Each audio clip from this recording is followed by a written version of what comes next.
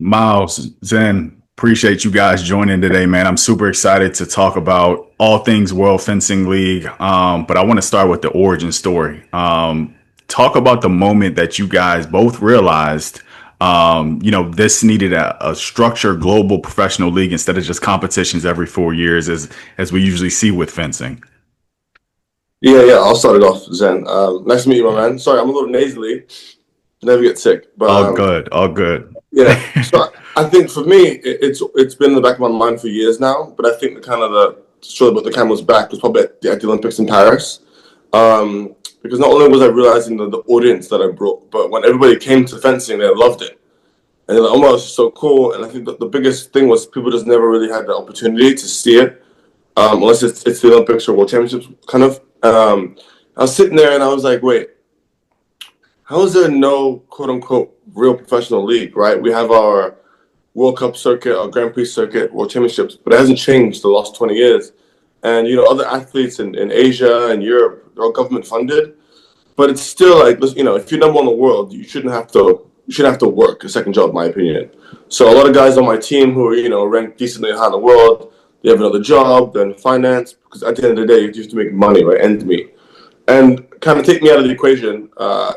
Fencing's kind of, if you can get sponsorship endorsement, then it's, pretty lucrative. But I'm the only one in America that kind of has reach out and become more of a name beyond just fencing. So, I was on the call with Carmen Sports and Zen and Leo, my two, Zen, Leo, and Carl, who are my co-founders. And here's my idea, and kind of all their eyes open. And like, okay, keep going. And then I was like, listen, like, how do we create our version of UFC? We're not losing integrity to the sport, but finally, parents and kids can invest, right? Because now parents can say, okay, cool, there's an end goal for my kid now. Kids can say, look, I want to be like Miles Weber and join the WFL. So now, for the first time, it's an actual roadmap to getting from the grassroots level of being, 12, 14 to you can't make the Olympics. You can still, compete in the WFL if you are obviously if you meet the requirements. So I would say lost 3 years, but really was after the Olympics, which I was able to find my co-founders. Yeah, for sure, for sure. And fencing is one of the oldest sports in the world, which a lot of people may not know. But I feel like it's always struggled to kind of reach mainstream visibility and publicity. What do you think has held it back from really breaking through culturally, and why hasn't somebody tried to build something like this before? Yeah, I'll take this one, Zen. I think the biggest aspect is the understanding and the tech aspect, because even my mom's watched me compete and she's like, where'd you hit? And I think because it's so fast, and like you said, it is one of the oldest sports, especially in the Olympiad. And we realized that in order to understand and get an audience, we have to change the way the sport is being viewed. And that comes from tech, immediately from tech, which is why we're so, the tech aspect is so important to us, because I think that will make people understand the sport, but also it'll show it in a really cool way. Because most sports have grown, right? New camera angles, new POVs, but fencing's kind of stayed the same, which is just these angles from the end of the strip. So much happens in the middle, which we don't get to see. So that's why we partnered with Dentsu Japan, who created an AI blade tracking, which for the first time, athletes and audiences will be able to see someone getting hit, which is going to be incredible for, imagine like a little kid seeing, but imagine seeing a coach see it, or seeing a fencer see it, seeing an audience see it. So this is going to be the biggest change immediately in the sport, which I think is what was missing, just the understanding of what fencing really is. Yeah. Yeah, just to add on to that as well, I think it's so important to really look at it in two angles, right? So Mouse came in, and I think that's where I've heard him talk about this story 100 times now, and I'm still inspired every time he mentions it, about how from an athlete perspective, he started with this sport, he grew with this sport, and now he's thriving in this sport, and how he has perceived fencing as something of a product, but it's really half-baked, if you ask me. And how from now a non-fencing perspective, we came in as Current Sports Group, what Mouse mentioned, the different co-founders came to really brainstorm on how can you actually add in new additions to really produce and visualize the way fencing should be visualized, right?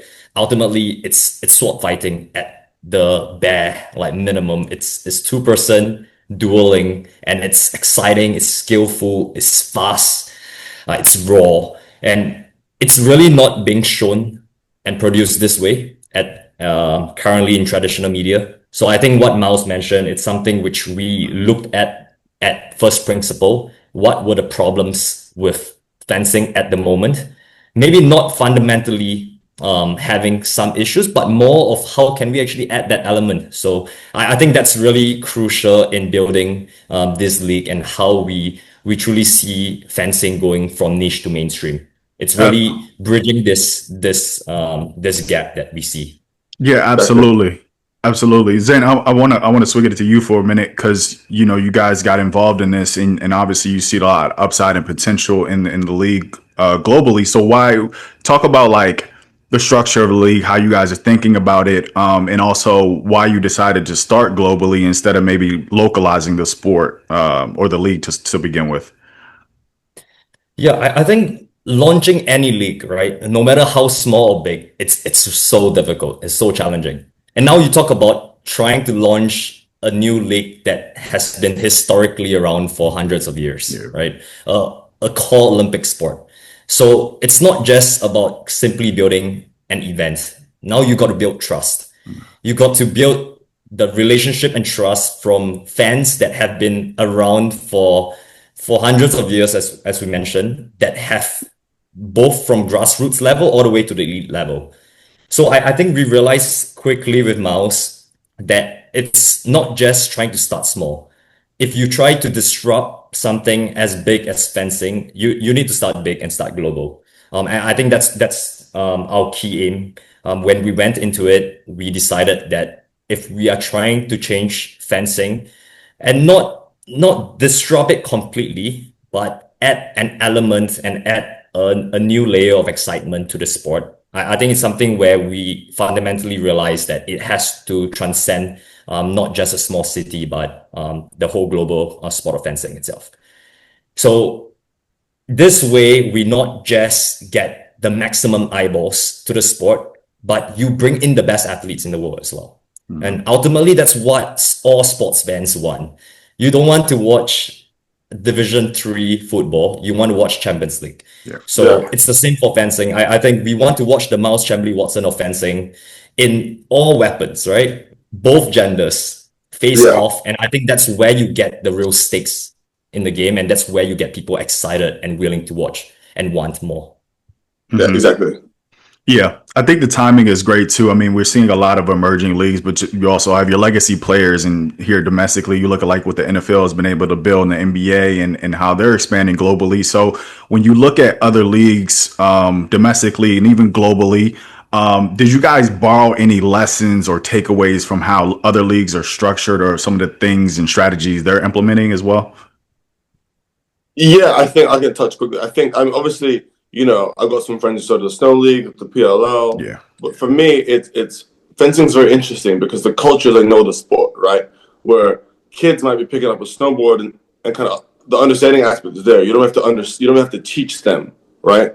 How fencing is, how it's the future. So that's why we're different. But also, we're in a luxury space because the people that are normally fencing, right, are kind of upper scale, uppity, kind of, wealthy working class, but we're also trying to bring a new audience in. So that's when I come in, where, came from no money, came from London, was a bad kid, got fencing as punishment. All my teammates, parents fenced, the dad was on the Eden's Club or Harvard, or whatever that might be. So we have kind of two audiences, which is very unique. So that's why we kind of have, it's a blessing. I don't think there's any curses, but I think it's more of a blessing because now from the grassroots level, we can educate completely new kids, right? Whether it's like go to the hood with Snoop Dogg and I show kids and oh my god, this is cool.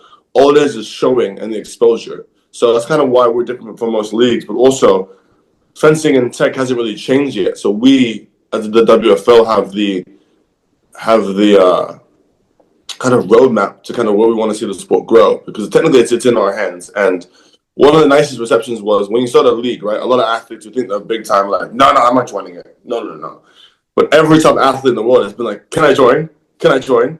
Which has been really, really nice and exciting, man, because we've got Olympic champions, world champions from everywhere in the world competing in our first debut in April.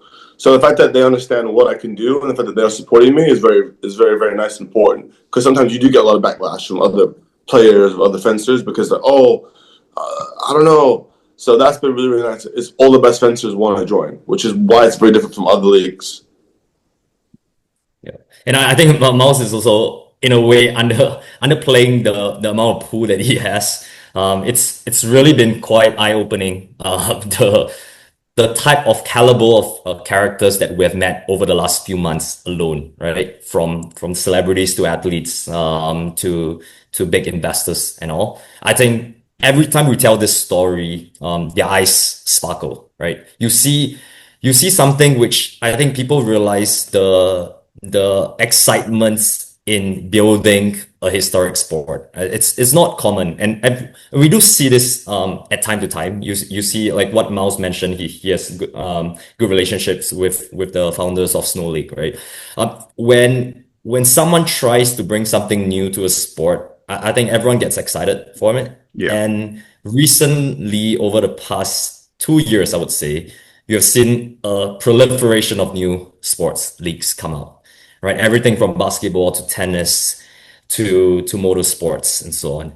So I think right now what we are trying to do is, yes, we try to bring the best learnings from different sports, not just from sports that have existed for many years now, but from the new leagues that are coming out as well. What are things that they're doing differently that we can learn from, both the positives but also the mistakes that they've made. And I think that's how we are building this league. It's being very careful and pragmatic in what can be possible for our first debut event. And it's an iterative process, right? The debut event is the first event, but we are here for the long term. So from there, we learn and we continue growing and scaling the league forward. For Yeah. sure.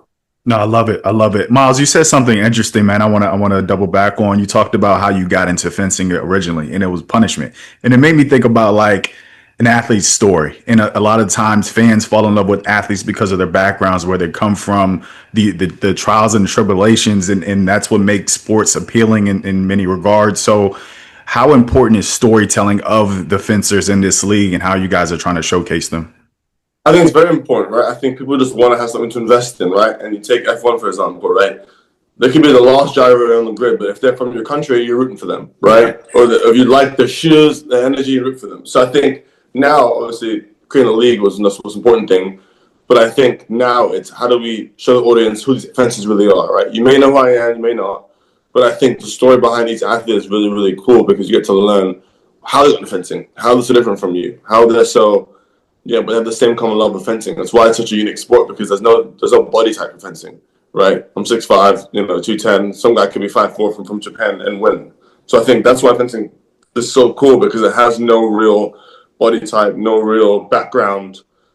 I think that's why it's cool because we can show somebody from Italy who their dad was a fencer, Olympic champion. He gave his kid a foot when he was 4 years old, and then it's in his family. So I think the storytelling is really, really important just because it gives the audience and the fan base someone to invest in and someone to follow. Yeah. So I think it's very, very important. And I think we've got time, but I think it's going to be really cool to kind of give the fencers as well a platform. Because I'm lucky, right? There's lots of outside, but it makes me happy to see fencers kind of get the love that they deserve as well. Yeah, absolutely. And Zen, for you guys, from the business side, how are you thinking about monetization? Because obviously, you start a league, the hype is there. You may get people interested, but thinking long term in the strategy and building actual sustainable business. Like, how are you guys thinking about the economics of the league? Yeah. I think again going back to first principles, like we are trying to structure this like a modern sports property. I mean, ultimately, fencing at the moment does not have a viable commercial model. As you will, there's of course the federations that exist right now, and fencing is in the Olympics, and we know that brings in money. But there isn't a professional league at the moment, so I think we had to look into it and see how can we actually take fencing to the big boys, right, as you will, where we can actually play the same game. So you're making revenue the traditional way of all sports properties do. So that's from media to sponsorships to ticketing to merchandise sales. So I think we are trying to cover that first, but the big fifth element, right, as you will, is the tech aspect, which Miles have spoken about it. I think we are trying to push that angle really hugely because I think that's going to be massive for the sport. When you're looking at it, it's not just purely the visualization aspect. So there's the production layer where we are adding not just the motion capture of the blades itself and the AI scoring of the refereeing of the bouts itself. But it's also how can we actually look one layer deeper into the different layers of tech that we can integrate to make this not just a sports league, but a tech company as a whole. So you're talking about everything from tracking of biometrics of the athletes itself to integrating new hardware for the piss where the athletes are fencing. How can we actually track the movements and actually gain and generate data that is useful for not just the fencers, but for fans itself that want to follow the sport that they love. And then ultimately as well is seeing what are other ways that we can license our new products that we develop and continue growing as we look to scale the league upwards. So I think that angle is something which is really interesting. And tech goes beyond this, right? We look into gaming as well. And how can we actually elevate the sport and transcend it not just to sports fans, but to gaming fans as well. And I think there's a lot of things which we'll try not to share too much during this this podcast interview, but I think going forward, you will see a lot of movements in this space because I think ultimately that's where we want to be. Yeah.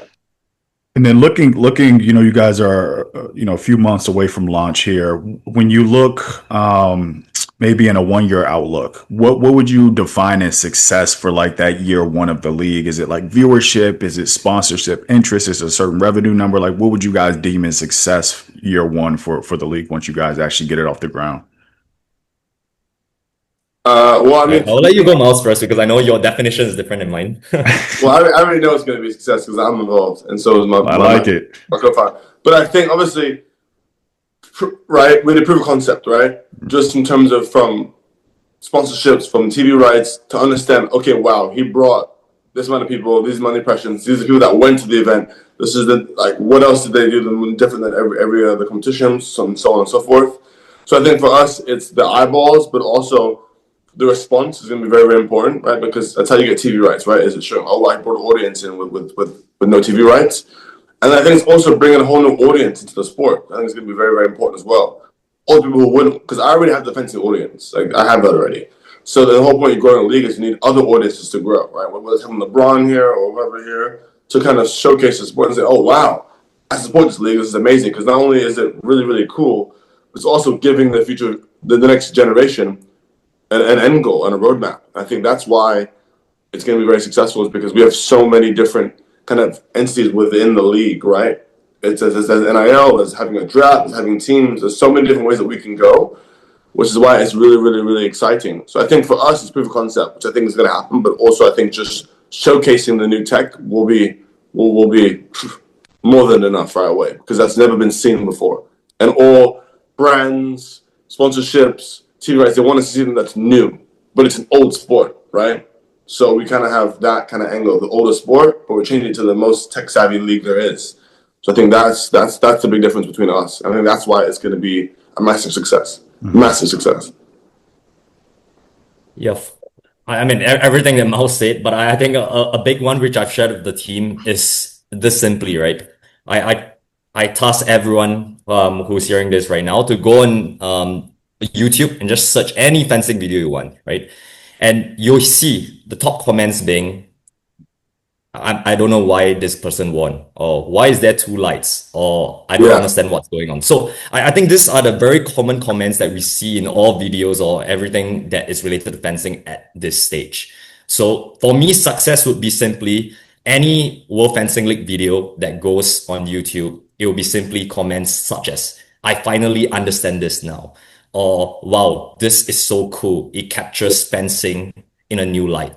So comments like this, I think if we can get a few of this, you really start showing that there is traction and people and the audience, the fans are buying into this. And I think that's where you start being excited, telling yourself and telling everyone that, wow, we are building something special here. I love it. Exactly. I love it. Yeah. Last question before we wrap up here, man. If we looked at the 1 year period, but if we fast forward 10 years from now, what do you hope people say about the World Fencing League and how it changed fencing or how it changed sports more broadly? I got this in. Um, I think in the next 5 years, it is not only going to be the sole reason why kids fence, but also it will finally be a league where people can do one thing, which is just worry about fencing. Not worry about getting another job. Not worry about getting to college. There's finally a end goal that you can finally invest yourself being 16. I want to be part of the WFL because not only will I make money, I will finally get the love and respect I deserve as an athlete, which is what most athletes want, right? That's why there's such a pull in women's sports, which they 1000% need that. But it's eyes, visibility, and giving athletes the opportunity to just become a professional fencer. And it's going to show the sport that's not like the parent trap, right? It's real combat. And I think through this new Dentsu AI blade tracking, it will show the whole new audience how amazing the sport that gave me everything is. I think that's why the next 5 years, fencing will be one of the most watched sports. Mark my words. Bang. I love it. Zen, you want to add anything or is that mic drop? Oh no, that's my job. He got it. Guys, man, I appreciate y'all time, man. Y'all are doing some amazing things. I'm honored to have you on the show, and then I'm even more excited to see how the league turns out, and hopefully get to witness it in person. But last and not least, let people know where they can find out more about you guys, but also the league. Yep. Yeah, I'll go with that. So you can search our website, www.worldfencingleague.org. We do have an Instagram page as well. Just search at World Fencing League, and we are soon to be on all socials. So I would say follow our Instagram page for sure. Follow Mouse. I think that's very important. And yeah, hear us on the press because we'll be on it very Yeah, soon. I can't wait. And thank you for your time, man. And if you're in LA, brother, we'd love to host you. So, Absolutely, absolutely. Appreciate it, guys. pleasure. Thank you guys so much. And Thanks, Malcolm. Wolf Fencing League. You see that? You see that merch, fam? Let's go. All right, Let's guys. Thank you go. so much, man. Have a lovely day, everybody. Crush it. Thanks, everyone.